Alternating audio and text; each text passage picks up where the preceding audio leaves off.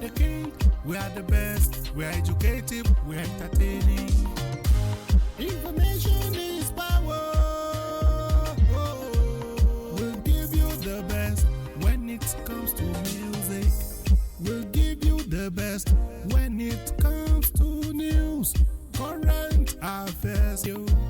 Carnival Radio, Carnival Radio, we are the best. Carnival Radio, enjoyment unlimited.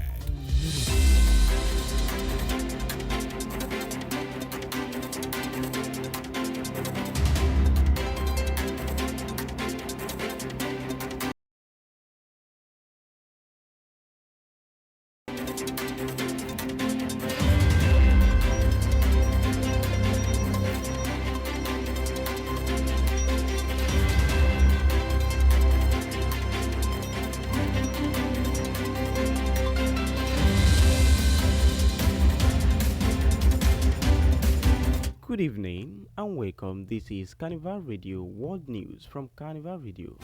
I am Oluwadamilare Patmos. To begin the news this evening, we start from Africa.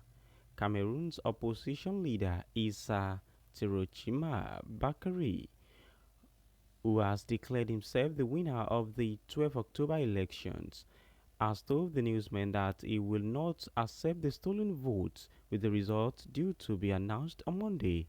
He says his team has compiled the overall picture based on results from individual polling stations, so there is no doubt. Chiroma Bakari, 76, is a former government minister who broke ranks with President Paul Biya, 92, who is seeking another term after 43 years in power. The ruling party has dismissed Chichiroma's Bakari's victory claims, and several officials have described it as illegal because only the Constitutional Council can proclaim official results. In South America, Canadian Prime Minister Mark Carney said his country is prepared to resume trade talk with the U.S. when the Americans are ready. His remark come after U.S. President Donald Trump announced an immediate end to all trade negotiations with Canada over an adverse critical of the tariff he was imposed on the nation. The advert, sponsored by the Canadian province of Ontario, quote former U.S. President Ronald Reagan, a Republican and icon of U.S. conservatism, saying tariffs hurt every American. Trump wrote on social media that the advert was fake and egregious, adding that trade talks hereby terminated. Moving forward to North America, Luis Inacio da Silva has announced he will run for a fourth term as Brazil's president in the nation's election in 2026. The 79-year-old had indicated during his last election campaign that it would be his last, but stressed he did not feel his age. In comments during a state visit to Indonesia on Thursday, the decision to run comes despite Lula's sovereign health problem in office after winning the tight run of election in the South American nation's history. And now, moving forward to Australia.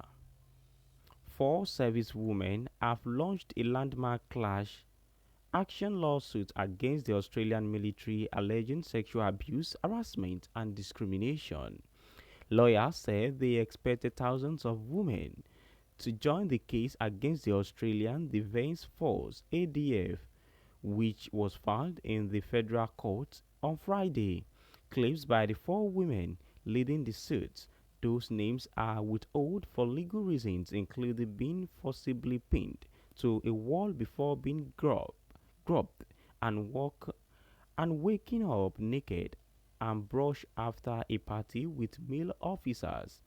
An ADF spokesperson said It was developing a sexual misconduct prevention strategy, and there was no place for sexual violence in the army.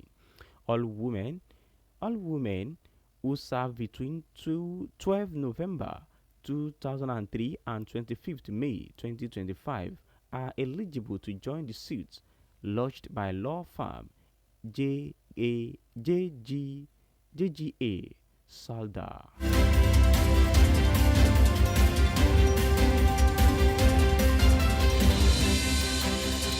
In Europe, Ukrainian Ukrainian President Volodymyr Zelensky is meeting European leaders in the United Kingdom for talks on military aid to stave off future Russian aggression if the ceasefire stop the war now in its fourth year. Zelensky and Britain Prime Minister Keir Starmer have been joined the region office in London on Friday by NATO Secretary General Mark Rutte, Danish Prime Minister Mette Frederiksen, and Dutch Prime Minister Dick Schoof. About 20 other leaders are joining via video link at the meeting of the calling of the willing, a group of countries that have pledged threatening support for Ukraine. The meeting also intends to work out of open protects Ukraine power grid from Russia's almost daily drone and missile attack as another punishing water approach, enhancing Ukraine and air defense and supply Kyiv with long-range missiles that can strike deep inside Russia. Now with that, we've come to the end of Carnival Radio World News this evening. You can check out our website at www.carnivalmedia.ng. My name remains Oluwadamilare Badmus. Thank you for listening. Good evening.